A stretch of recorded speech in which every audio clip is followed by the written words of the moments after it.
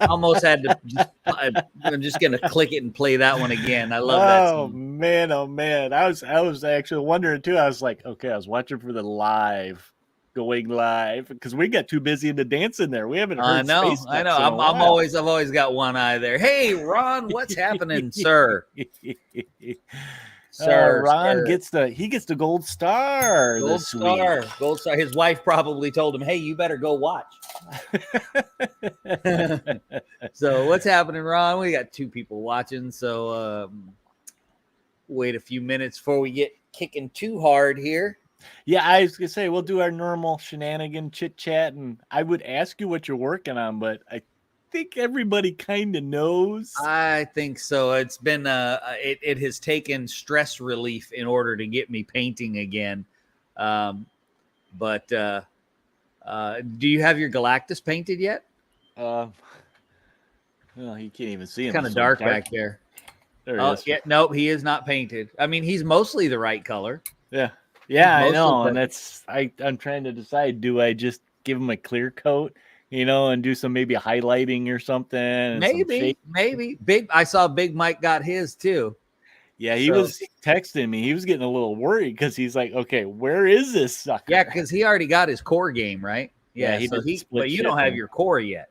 No, I don't know where I'm supposed to get it. Yeah, that's weird. Yeah, so what have you been working on then? Because everybody knows what I've been working on. Well, not a whole lot, a little picking here and there. I've been, I got him, did filming, and I got you can see it over here. I finally got the 7TV Dracula, and I did do a recording unboxing that. Yeah. So that's kind of bumping a lot of stuff because I want to work on those miniatures. Yeah. I absolutely love the Dracula novel. It was one of my favorites.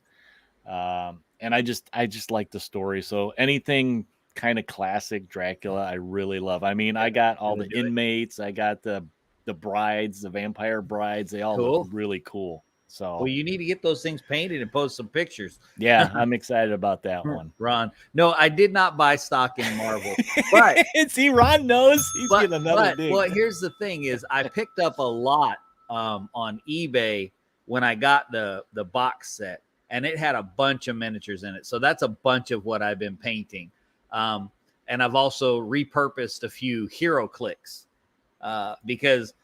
Surprisingly, even the old hero clicks, if you strip them, which is an experience in and of itself, because you have to use acetone on them because like that paint super thick paint, isn't it? Yeah, it's like they used enamel paint or something on them.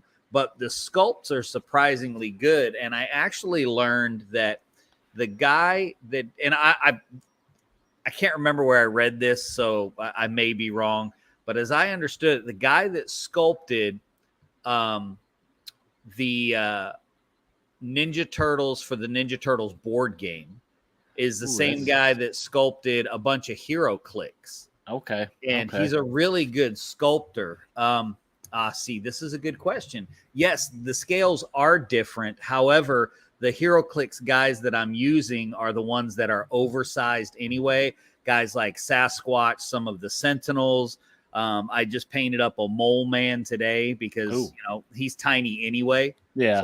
So it doesn't really make a difference. I did order a couple of hero clicks, but the beauty about it is if you hunt around for the clicks and you find the right size ones, you could usually get them for a couple bucks. Yeah, they've been doing hero clicks for like 20, almost over 20 years now. So you can find them for pretty cheap now. Yeah, sometimes you can find a huge lot for next to nothing. And then I went through all my old clicks and I cut off all of the clear acrylic, all of the like spell effects and blast effects and everything, so that I can use them on my other guys. But the other stuff I had, Ron, was 3D printed stuff. So some of it was from you. Look at him. He says, that's why I need a 3D printer. Then scale's not an issue. True story. Yeah, I think after last week, I went on that Etsy site that you got some of that stuff on. And I think I was on there at least an hour just looking. I was like, good gosh, they got a lot. So I've ordered stuff previously on Etsy for some Deep Wars kind of stuff. I've ordered some fantasy stuff. I've ordered some stuff for Twisted. And I've ordered now the superheroes. Oh, and I've ordered stuff for Mordheim and Necromunda from Etsy over time. And so far, my favorite mini printer, besides Ron, is Modest Mini Studios. He does a really, really good job of the prints. Yeah, I saw some of the Patreons. I know Legion Miniatures is one of them, and C27, they do the heroes. The guy that did Legion Miniatures, man, he's got like 500 sculpts. Wow. Just some really obscure heroes that you just go, wow. Somebody wants that hero, though. Yeah, right. It's like, who wanted Booster Gold? Really? Really? Who wanted Booster Gold? Seriously. But there's just so much cool stuff out there. And then I'm in a couple of groups where there's two guys that I know of. I'm sure there's more than that, but two guys that do custom cards. So they do them for these characters as they come out. And I've used a few of them, and I'm kind of excited about one set that I printed. Down the road a little bit, I'll pick up the minis because they have sculpts for them. Is the Hellfire Club. Oh, okay. Yeah, I knew you'd know them because you're an X-Men guy, but the Hellfire Club with everybody, and they've got all the miniatures. So that's cool. That's pretty neat. Yeah, it's kind of cool, and I can get them through Modest Mini Studios, which is nice. The only thing I haven't found that's on Etsy that I'm looking for is a Doomsday. Okay. Because I've got a card for Doomsday. I'm surprised, actually. Well, he's kind of an older character from an older story. I mean, I remember how huge he was 20 years ago. Man, let me tell you, though, I mean, my man that does the Legion miniature sculpting, my man's got like 500 sculpts. He's probably got them somewhere. Yeah, I mean, Plastic Man is in there. So, oh my gosh, really? Yeah. Oh man. Yeah. Find an STL and I got you. Okay, Ron, I'm gonna hold you to that. I'm just kidding. I know you would, man. Thank you. I've been looking for a good STL for Doomsday, but that's cool.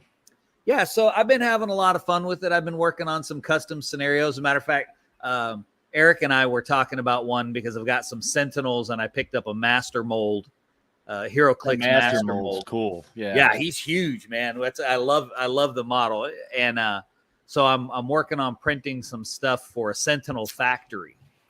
That was Eric's idea. So do a Sentinel factory, have some conveyor belts, and have to stop master mold, and then if they don't, then that's not good because then I've got Nimrod. Days of Future Past happen. And then Nimrod merges with Master Mold and becomes Bastion, and then it's even worse. So not Bastion from The Little Mermaid. Not that Bastion. Man, that's some deep cut stuff. Yeah, man. I like to tell stories in my games. So so that's kind of what I've been working on. Because again, going back to, I guess it was probably about a month and a half ago, we were talking about you got to play what people are going to play. Yeah. And right now, I got a buddy of mine into it. He's just waiting to come over so he can. I hesitate to say learn how to paint because he's going to be learning with me, but he's going to borrow my paints and brushes. Let's put it that way. Okay. Yeah, it's a fun game. You can't argue it. So, and it's popular, so you might as well hit it. Yeah. Yeah, so it's not an indie game, but I don't know when Atomic Mass Games went from small to big. It's like we've had that discussion.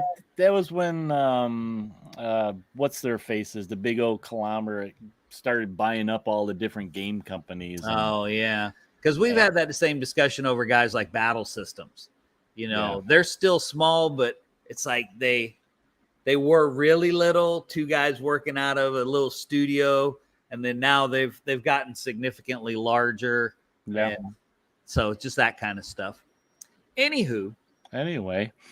Well, tonight, should we get to tonight sure, topic? So this is something new I've been kind of noodling a little bit with. And I've done no noodling. I'm kind of loosely calling it versus. And the whole premise of this idea of what I want to do, kind of a series of shows for topics, is pitting two topics, basically opposites, against each other.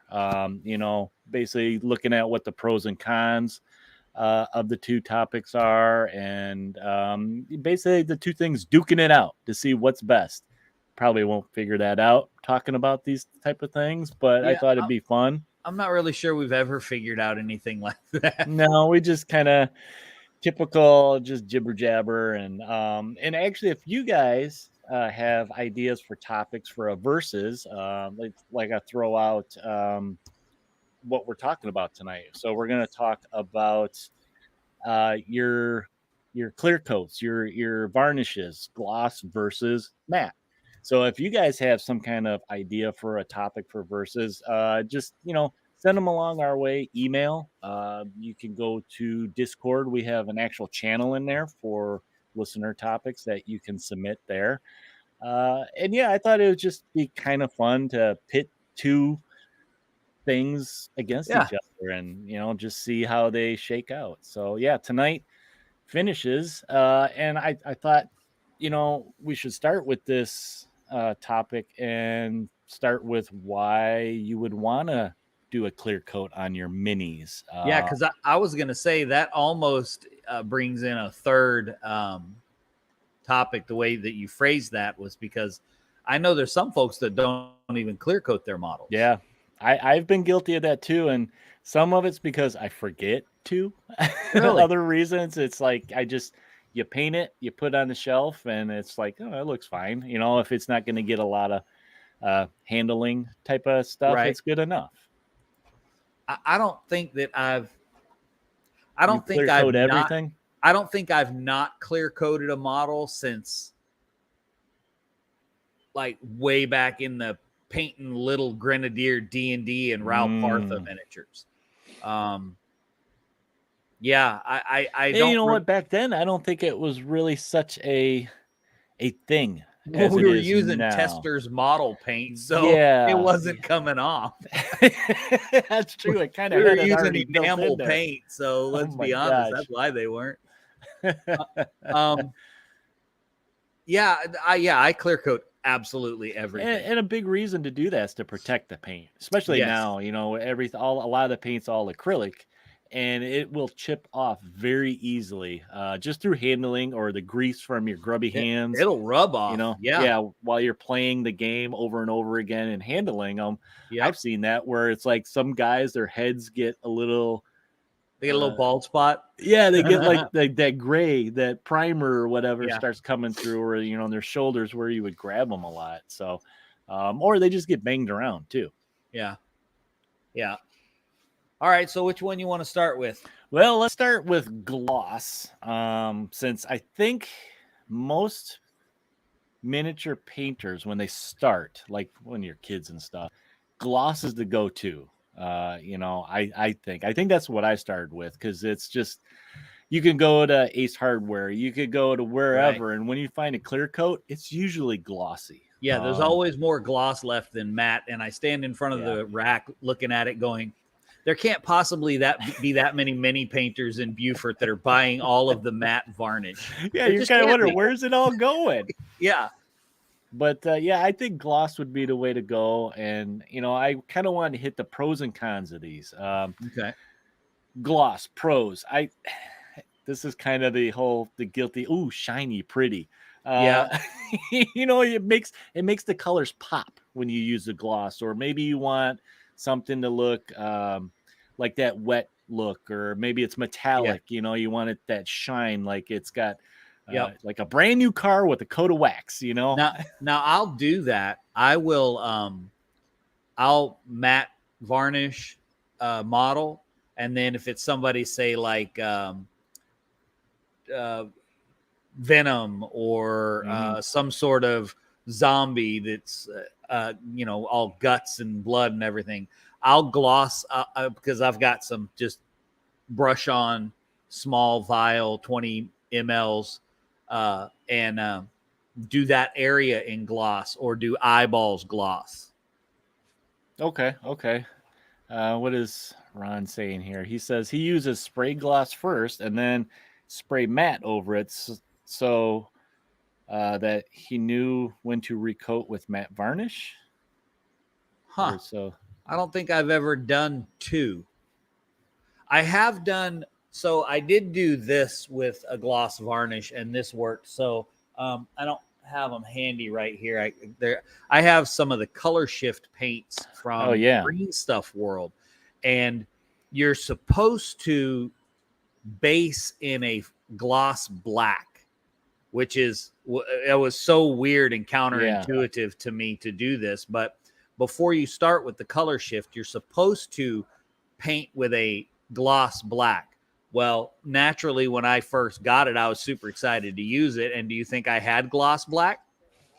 Of course not. So I painted it black, and then I put a gloss varnish on it, and then I painted over it and got the effect with the color shift paint. Okay. So it worked in that particular instance. I need a little bumper that says pro tip. Because that's something I don't think I knew, because I tried that with some color shift, and then you're like, dude, use some gloss on that. And I was like, yeah. Well, see, now you want me to tell you how I figured that out? Because if the guys that listen to us, this is going to blow your mind how I figured this out. I read the directions on the box. We don't need no directions. I know, right? I was like, wow, okay, I never would have figured that out, because that's right. I read the directions. That was how I found out that there was supposed to be a gloss black, and it was just so counterintuitive. Yeah. To think of, because they're pretty thin. You have to put 5 or 6 coats on. And so I'm going, well, 5 or 6 coats over black, doesn't that mean like 12 coats? But that was a good application for gloss varnish, because I didn't have gloss black. Now, can you think of any cons for using gloss? I have one. Mine, I'm gonna take a stab without having read that particular note, that it's maybe the same, is I think they're too shiny and they look unnatural. You know? I kind of similar. I said that they reflect a lot, and certain areas, like maybe it's flesh or it's like clothes. You don't want shiny clothes. I mean, he's not like from the 1980s where everything was shiny and plastic, and so that's the only con I can think of. I mean, it protects well. I've heard, but I don't know how accurate this is. So somebody who, if anybody with us listens to us has a science degree or anything, I've heard that gloss varnish is a better varnish as far as like thicker, more durable. I don't know how accurate that is, but that's what I've heard. I say I'd be afraid of that taking away some of the detail too. You lose detail because it has that wet, shiny look too much. Yeah. That's why I don't care for it. Now, to squeeze a third one in there, I have in a pinch used a satin varnish. It's good in between. It is. I mean, you can get by with it, especially if it's something robotic. Then it's not as big of a deal as maybe, like you were saying, dude in clothes and fleshy without really anything that would naturally be shiny on them. So other than that, I can't really think of any cons. I got another pro for it though. What's that? It's always on the shelf instead of the matte. There's always tons of gloss varnish available. That's true. Easy to buy. Yeah, I mean, the matte varnish I had to pick up the other day, because I rattle can them. I don't brush it on. I just rattle can varnish them. But I had to buy the brand that I don't buy anymore, or that I don't buy because they didn't have the one. They had 60,000 of the gloss of what I use, but no matte. Yes, I do both really from time to time, whether it's spray or brush on. I have my brush on for like tongues and mouths, and I think the brush on I can get on thicker though too overall, and then like one thick coat, and once it's dry, it's done. Whereas with this rattle can, I have to go over it usually more than once just to get a good coverage. So don't let Duncan hear you say it's not one thick coat. It's 2 thin coats. You're 2 doing thin it all coats. wrong. I did one and done. One and done. I'm out. So let's go to matte. Matte varnish. Pros and cons. Matt at Blacksite Studios. That Matt? No, not that Not Matt. That Matt. Okay. A pro right away. This is my go-to is mattes, and I think they're just easier to see. It makes it easier to see all the details, all the color changes. It doesn't distract your eye as much as say something that's shiny and glossy. Yeah. No, I definitely agree with that. I think the definite con for the matte is finding it, at least in the rattle can variety. Right. I know. I have noticed though, legitimately, sometimes I feel, and I think it depends on the color you use and the brands you use too, truthfully, is that a matte varnish can sometimes dull the color. It just tones it down. And a lot of that, like I said, depends on the color itself. I mean, if you're using a bright yellow, it's going to stay bright yellow pretty much. It may tone it down a little bit, but you'll see that shift more in your mid-tones and maybe even your darker colors. They may come out even darker than you thought. So that's something to keep in mind. And I think that might have a lot to do with the brand of it too. I'm not an experimenter. So when I find one that works, so I can't speak to this as far as different ones having a different effect, because when I find one that works, I'm there, brother, and I'm staying. You clean them out, huh? Yeah, I do. I'm staying right there. I'm going to continue to use what works. So I can't really speak to too much change. I know what I use, which is just the Rust-Oleum 2X. I use that for my primer and for my clear coats. Mm-hmm. And I don't really see. I do see a little bit of. It's almost like it smooths out the paint. It evens it out. You're right. Yeah, it kind of when you give it a good spray, it kind of evens out. Even to the point of I just finished painting and posted, I think yesterday, Modam, the female version of MODOK. And that's a funny character. It is. But it had some of that on the back, large rounded area that was looked all right. But after I hit it with the clear coat, it kind of flattened. I don't even know how to really explain it. It just kind of smoothed it out so that it looked a whole lot better. And it makes the colors uniform, so you don't have that splotchy look or like a streaking or a banding type of Ron look. was using Tester's dull coat. Can't find it anymore. Yeah, well, that's the problem. That's I think partly why I go with kind of the more expensive, but the brands that I know I can find. I know what to expect, I guess is what it is. And if you find something that you feel comfortable with, what is this? $10.99? Yeah, see, you can find much cheaper. Man, I hate that, dude. I hate that. I'm like, no, I do not like that at all.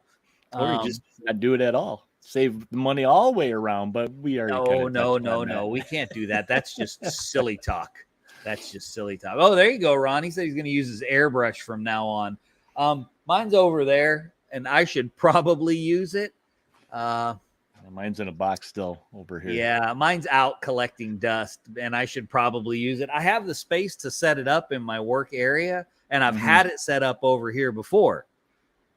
And it just collected dust over here instead of collecting dust over there. So I don't know. I guess it's just I can get a board and put 8 or 9 models on it and spray them. Yeah. I mean, that's just how I do it. I'm sure the airbrush is just as easy. But anyway, back to the matte varnish. I just like the way it looks. Yeah. It gives like a natural tone to the colors instead of like the gloss does where it's like it's a toy. Yeah.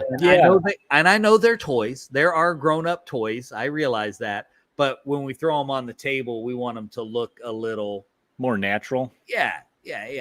In our pretend. Yeah, or pretend. That's right. That's right. That's like that old 40K saying that I want realism as my undead space Egyptian mummies fight against my what was it? My warrior nun battle sisters. I want realism in that. Okie dokie. Yeah, that's right, Ron. Just like with anything in the hobby, once you start developing the habit of it, and some of the stuff I've just been doing for so long that it's my habit pattern. It's like learning new painting techniques, which for me personally, that was for me the best thing when all the contrast and speed paints came out, was because it kind of pushed to try some different things.